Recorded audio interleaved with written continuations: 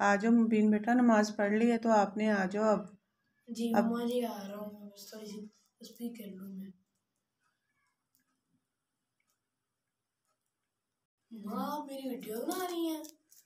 हाँ बेटा, मैं आपकी वीडियो बना रही थी ताकि ना जो हमारे छोटे बच्चे हैं ना, जो हमारी वीडियो देखते हैं, वो भी मोटिवेट हों और आपकी तरह वो भी नमाज 5 वक्त की पढ़ें जैसे आप पढ़ रहे हो।